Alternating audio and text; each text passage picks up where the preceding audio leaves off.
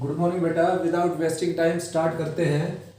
Objective from determinants 35 to 50 questions, ठीक है ना। और सबसे पहले इनको निपटाते हैं बेटा 45 46 को, ठीक है ना। स्पेस मिल जाएगा हमारे को। तो क्या है इसमें, what is value of 3i with determinant, इसकी वैल्यू रिक्वायर्ड है बेटा। तो देखो ये मैंने प्रॉपर्टी बताई थी आपको, ये हो जाएगा 3 इंटू, अगर यहाँ पर ए मैट्रिक्स है तो ए का डिटरमिनेंट हो जाता है और आई का तो आई का हो जाएगा। अब इसने आई का ऑर्डर क्या दे रखा है 3, तो एन की वैल्यू भी क्या आ गई 3, ठीक है ना। ये प्रॉपर्टी हमने करवाई थी पहले, के इंटू ए का डिटरमिनेंट के raise to the n into determinant of A, ठीक है ना। तो भाई बच्चों यहाँ पर एन क्या होता है, इसका ऑर्डर लगता है यहाँ पर स्क्वायर मैट्रिक्स का। तो आइडेंटिटी का ऑर्डर दे रखा है उसने 3 क्रॉस 3, तो यहाँ पर 3 लग जाएगा, ये हो गया 27। और वी नो दैट बेटा determinant of any identity matrix with any order must be 1, therefore answer is 27, ठीक है ना। आइडेंटिटी मैट्रिक्स कोई भी हो, किसी भी ऑर्डर का हो, तो उसका आंसर हमेशा क्या आता है 1। एक्सपेंड करके देख लेना आप। 46 क्वेश्चन है बच्चों। ए का डिटरमिनेंट दे रखा है बेटा इसने 10 और 3a का डिटरमिनेंट रिक्वायर्ड है। अभी अभी प्रॉपर्टी लिखी थी मैंने, 3 raise to the n into determinant of a में इसको कन्वर्ट कर सकते हैं आप। और n क्या आ जाएगा, ऑर्डर ऑफ मैट्रिक्स, मैट्रिक्स का ऑर्डर क्या है बेटा 2, तो यहाँ पर 2 आ जाएगा। और डिटरमिनेंट ऑफ a की जगह क्या आ जाएगा 10, तो ये आ जाएगा बच्चों 90, ठीक है ना। ये 2 क्वेश्चन हो गए भाई।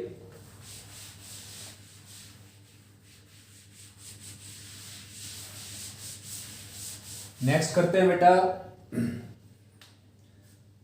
35th। ये चेक करना आपने 35th में कि ये जो डिटरमिनेंट दे रखा है ये सिंगुलर है या नॉन सिंगुलर है।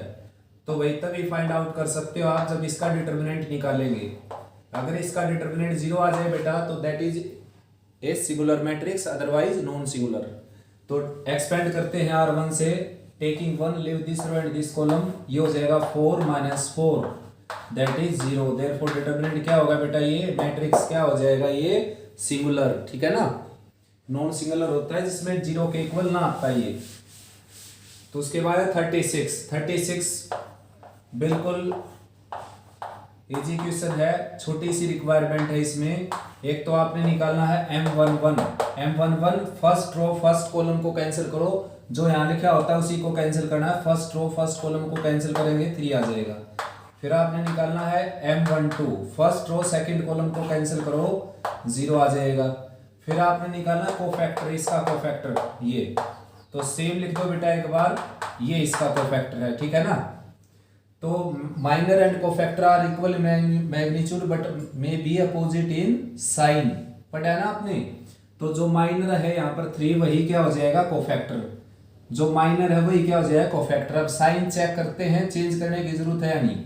अगर इन दोनों का सम इवन है तो साइन चेंज नहीं करना आपने, इन दोनों का सम ओड है तो साइन चेंज करना है आपने। और 0 का कोई साइन होता नहीं बेटा, लगाना भी मत, ना पॉजिटिव होती 0 ना नेगेटिव होती। अगर कोई एलिमेंट होता तो यहाँ पर हम साइन चेंज कर देते इनका, ठीक है ना, कोफैक्टर निकालते समय। ये माइनर की डिनोटेशन है, ये कोफैक्टर की। कई बच्चे मिक्स कर देते हैं इन डिनोटेशन को। माइनर को आपने m से डिनोट करना है और कोफैक्टर को कैपिटल A से डिनोट करना है और एलिमेंट को स्मॉल a से डिनोट करना है, ठीक है ना। 37 क्वेश्चन है भाई, A32 निकालना बेटा। स्टेटमेंट आप यहां से देख सकते हो। पहले मैं निकालता हूं M32। 37 क्वेश्चन है, M32 निकालता हूं पहले मैं। थर्ड रो सेकंड कॉलम को कैंसिल करेंगे, थर्ड रो सेकंड कॉलम, तो एलिमेंट बच गए बेटा 1 4 - 2 6। तो सोल्व करते हैं इसको। इन दोनों का प्रोडक्ट हो गया 6, इन दोनों का हो गया -8 अटैच है प्लस हो जाएगा। तो M32 की वैल्यू क्या आ जाएगी, ये आ जाएगी 14, ठीक है ना। अब कैपिटल 32 की वैल्यू निकालनी है, तो मैंने बताया था minor and cofactor are equal in magnitude but may be opposite in sign.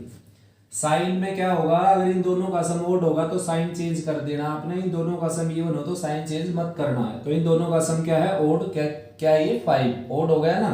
तो इसका साइन अगर प्लस का तो माइनस का हो जाएगा, माइनस का होता प्लस का हो जाएगा, ठीक है ना। नेक्स्ट है भाई बच्चों 38 क्वेश्चन। 38 में बेटा minor of second row and third column, minor of second row, ये है सेकंड रो, ठीक है ना, इसके माइनर निकालने हैं तो ये है M21। सेकंड रो और फर्स्ट कॉलम को कैंसिल करेंगे, ये सेकंड रो ये फर्स्ट कॉलम, तो आपके पास बचेगा -3 5 एंड 5 -7, ठीक है ना। सोल्व करेंगे तो ये हो गया 21 और ये हो गया -25, यानी कि -4 आ जाएगा आंसर, ठीक है ना। सेकंड रो के माइनर निकालने आपने, second row and third column दोनों के निकालने। अब इसका माइनर निकालते हैं, इसका माइनर डिनोट किया जाएगा M22 से। तो second row second column cancel करो ऐसे, 2 1 5 -7 बच जाएगा, ये आ जाएगा -14 और -5 ये आ जाएगा -19, ठीक है ना। फिर M23 निकालना है सेकंड रो का थर्ड एलिमेंट का, तो ये कैंसिल और ये कैंसिल, ये बच जाएगा 2 -3 और 1 5, 2 -3 एंड 1 5, तो इन दोनों का प्रोडक्ट 10 हो गया, माइनस का साइन लगा के इनका करेंगे तो +3 हो गया, यानी कि 13 आ गया। ये सेकंड रो के माइनर निकाल दिए मैंने। अब थर्ड कॉलम के माइनर निकालने, यानी कि इसके, देखो इसके तो सबसे पहला हो जाएगा M13, क्योंकि इसकी पोजीशन है बेटा M13। तो फर्स्ट रो थर्ड कॉलम को कैंसिल करो, फर्स्ट रो थर्ड कॉलम को, एलिमेंट बच जाएंगे ये 4 6 0 1 5 और ये आ जाएगा 30 -0। उसके बाद ये एलिमेंट है बेटा, इसकी पोजीशन है M23, यानी कि सेकंड रो का थर्ड एलिमेंट है ये। तो माइनर निकालते समय second row third column cancel करेंगे, सेकंड रो थर्ड कॉलम ये वाली, तो ये बचेगा 2 -3 और 1 5, इन दोनों का करेंगे प्रोडक्ट तो ये हो जाएगा 10, इनका हो जाएगा -3, माइनस अटैच होता है +3 यानी कि 13। उसके बाद जो थर्ड एलिमेंट है बेटा थर्ड कॉलम का, इसकी डिनोटेशन है M33, तो थर्ड रो थर्ड कॉलम को कैंसिल करेंगे, ये बचा आपके पास 2 -3 और 6 0, ठीक है ना। तो इनका प्रोडक्ट हो गया 0 और इनका प्रोडक्ट -18, माइनस अटैच होता है +18, ठीक है ना। तो माइनर निकालने थे आपने सेकंड रो और थर्ड कॉलम के, आया समझ में।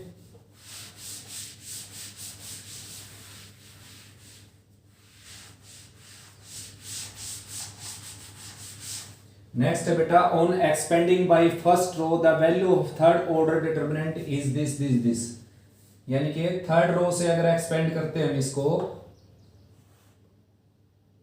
फर्स्ट रो से अगर एक्सपेंड करते हैं, देखो ये है आपका डिटर्मिनेंट,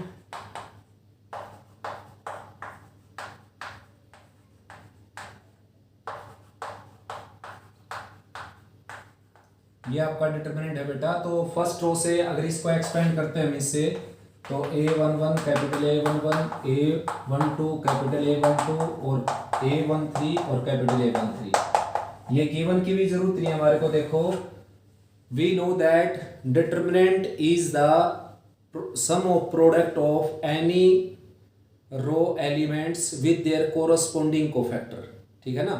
यानी कि डिटर्मिनेंट जो होता है वो किसी रो के एलिमेंट की उसी रो के कोरस्पोंडिंग कोफैक्टर के प्रोडक्ट का सम होता है बच्चों। यानी कि अगर आपके पास फर्स्ट रो है तो इसका एलिमेंट है A11, तो इसी का कोफैक्टर इसके साथ गुना करना, देखो ये एलिमेंट है, फिर इसी का कोफैक्टर जो आएगा वो इसके साथ मल्टीप्लाई करना है, ये जो एलिमेंट है इसी के कोफैक्टर की इसके साथ मल्टीप्लाई करनी, तो डिटर्मिनेंट आ जाएगा। ऐसे आप इसमें भी कर सकते हो, इसमें भी, इसमें भी, इसमें भी, इसमें भी। तो इसने ये रिक्वायर्ड किया find expansion by third column, यानी कि इससे एक्सपेंड करेंगे तो क्या आएगा आंसर। देखो एक्सपेंड करने की जरूरत नहीं, मैं डायरेक्ट बता देता हूँ आपको, इसके एलिमेंट लिख लो आप, ठीक है ना। उसने कहा कि थर्ड कॉलम से अगर एक्सपेंड करेंगे तो क्या आएगी एक्सपेंशन, जैसे ये एक्सपेंशन आई फर्स्ट रो से करने के बाद। तो बेटा थर्ड कॉलम के आप एलिमेंट लिखो पहले, अब इस एलिमेंट के साथ प्रोडक्ट करना आपने कैपिटल A13 का, इसका मीनिंग है यानी कि इसका कोफैक्टर, जो इसका कोफैक्टर निकालेंगे ना वो यही होता है, ठीक। ऐसे इसके साथ इसके कोफैक्टर की मल्टीप्लाई करेंगे, फिर इसके कोफैक्टर की मल्टीप्लाई करेंगे, तो एक्सपेंड करने से जो आएगा वो इतना ही आएगा बच्चों, ठीक है ना। ये आंसर होगा।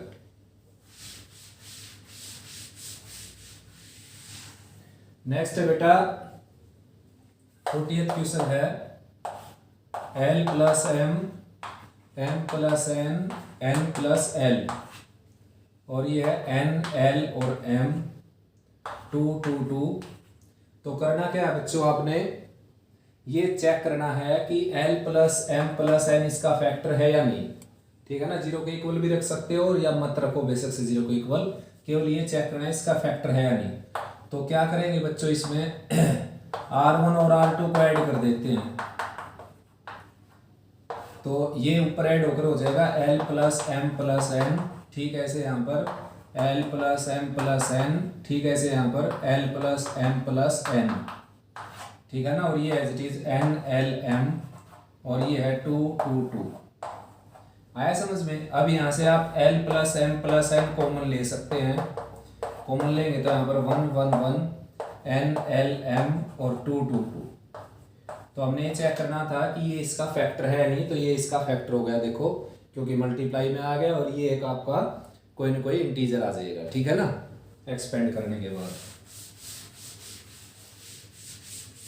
इसके इंटीजर आने की जरूरत भी नहीं है बेटा, ये कोई कांस्टेंट क्वांटिटी नहीं है कि फैक्टर तभी होगा जब ये दूसरा इंटीजर आ जाए।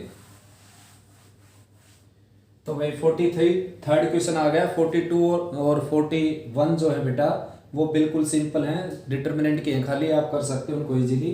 सिंपल तो ये भी है, देखो ये वेरीफाई करना आपने। 43rd question, A determinant, A matrix दे रखे हैं उसने 1 2 4 2, ठीक है ना। तो ये वेरीफाई करना है 2a का डिटर्मिनेंट जो है वो 4 इंटू डिटर्मिनेंट ऑफ ए हो जाएगा। तो करते हैं वेरीफाई। देखो पहले 2a का डिटर्मिनेंट निकालते हैं, यानी कि 2 4 और 8 और 4। 2a का डिटर्मिनेंट मीन्स बेटा a को 2 से गुणा करके फिर डिटर्मिनेंट लेना। यहाँ पर a का डिटरमिनेंट ले लेते हैं 1 2 और 4 2, तो ये हो गया 8 माइनस 32, ये हो गया 4 और 2 माइनस 8, ठीक है ना। 2 माइनस 8 क्या हो जाएगा, माइनस 6 की 4 के साथ मल्टीप्लाई माइनस 24, और ये भी आपका माइनस 24। तो ये बेटा हो गया वेरीफाई, ठीक है ना। आया समझ।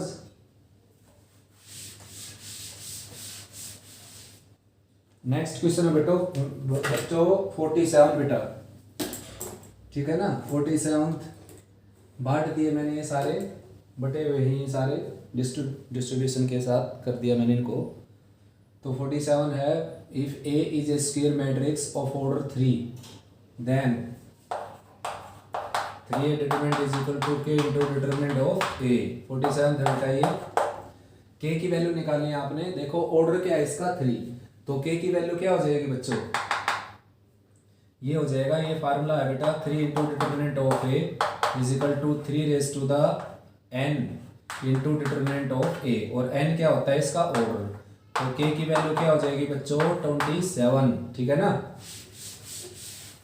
48th क्वेश्चन देखते हैं, if A and B are square matrix of order 3 each. 48th question बेटा A का डिटरमिनेंट दे रखा है 2, B का डिटरमिनेंट दे रखा है 3, और 3AB का डिटरमिनेंट रिक्वायर्ड है बच्चों। तो हो जाएगा 3 raise to the n into determinant of AB, ठीक है ना। n क्या है इसका ऑर्डर, ऑर्डर क्या है इसका 3, ठीक है ना, A और B का। तो ये क्या हो जाएगा 27, और इसको फर्दर हम स्प्लिट कर देते हैं ऐसे, ये भी प्रॉपर्टी है। तो यहाँ पर A का डिटरमिनेंट रख देते हैं 2 और B का डिटरमिनेंट 3, 6 7 जा 42 और 6 2 जा 12 प्लस 4 16, यानी कि 162 आंसर आ जाएगा। ये करते हैं 49th question. If the area of the triangle with vertices this and this is 10 square radians, then K is, यानी कि एक ट्राइंगल है बेटा जिसके वर्टेक्स दे रखे हैं उसने 6 2 -1 4 एंड K 4, ठीक है ना। तो इसका एरिया मैं निकाल देता हूँ, ये एरिया निकल गया, और एरिया उसने दे रखा है 10 स्क्वायर यूनिट्स। तो 2 को राइट में ले जाएंगे और इसको एक्सपेंड कर देते हैं। कितने क्वेश्चन कर लिए बेटा आपने, ये कैंसिल, ये हो गया 4 - 4 0, ठीक है ना। और फिर माइनस का 2 लिया कॉमन, ये कैंसिल, ये हो गया -1 -K, फिर +1 लिया हमने, ये कैंसिल, ये हो गया -4 और -4K, ठीक है ना। और मॉडुलस राइट में 10, तो ये हो जाएगा 0 और ये हो जाएगा 2 + 2K, ठीक है ना। ये हो जाएगा -4 -4K with in determinant right side 10। तो ये हो गया भाई बच्चों 2K - 4K यानी कि -2K, और ये हो गया 2 - 4 यानी कि -2 with in modulus right side 10। अब मॉडुलस अगर हटाएंगे तो प्लस माइनस का साइन लगाएंगे, लगाते लेफ्ट में बेटा, लेकिन राइट में ले जाना पड़ेगा, तो शुरू में राइट में लगा देता हूँ, ठीक है ना। तो 2k की वैल्यू 2 माइनस से मल्टीप्लाई कर दिया, ये वापस माइनस प्लस 10 आ गया। तो एक बार प्लस का साइन लेकर चलेंगे, 2k प्लस 2 राइट में आ जाएगा 10 के इक्वल, और 2k की वैल्यू क्या आ जाएगी 8, और k की वैल्यू कितनी आ जाएगी 4, ठीक है ना। सेकंड केस में माइनस का साइन लेकर चलेंगे, 2k प्लस 2 राइट में आ जाएगा माइनस 10, और 2k की वैल्यू आ जाएगी माइनस 12, और k की वैल्यू आ जाएगी माइनस 6, ठीक है ना। कैलकुलेशन चेक कर सकते हो बेटा, मेथड मैंने बता दिया आपको। If the point this and this are collinear, then write the relation between A and B। ठीक है, ऐसा है बेटा, कोलिनियर पॉइंट्स दे रखे हैं ये लाइन में, स्ट्रेट लाइन जो होते हैं, तो आपने ए बी की वैल्यू रिलेशन निकालनी, वैल्यू निकलेगी नहीं, ठीक है ना। तो अगर ये कोलिनियर है बच्चों, ये पॉइंट्स कौन कौन, A0 0 B एंड 1 1, तो area of triangle formed by these points must be equal to 0, यानी कि जो ट्राइंगल बनेगी बेटा उसका एरिया क्या हो जाएगा, डेफिनेटली 0 अगर कोलिनियर पॉइंट है तो। 1/2 को राइट में ले जाएंगे, और इसको एक्सपेंड कर देता हूं मैं, this row and this column b minus 1, फिर 0 लेने की जरूरत नहीं, माइनस 1 लेंगे, leave this row and this column 0 minus b, और भाई राइट में तो 0 है ही, तो ये हो गया आपका ए बी माइनस ए, और ये हो गया प्लस बी, राइट साइड 0, ठीक है ना। ये रिलेशन बन गई बेटा। चेक करने की जरूरत है आपको, इसको देखो, A0 0 B एंड 1 1, तो ये बार आ गया, ये कैंसिल और ये कैंसिल, ये हो गया b माइनस 1, बिल्कुल ठीक। ये प्लस 1 आएगा बेटा बाहर, ये बड़ा, ये कैंसिल हो गया 0 माइनस b, ठीक है ना। आया समझ में। आंसर की सिमेट्री बता देती है कि भाई क्या गड़बड़ है, ठीक है बेटा। राइट डाउन कर सकते हो आप, और भाई इनको अच्छे से कवर कर लेना, अच्छे से कवर करोगे और फिर कोई प्रॉब्लम आए तो आप डिस्कस कर सकते हो बेटा, ठीक है ना। ओके।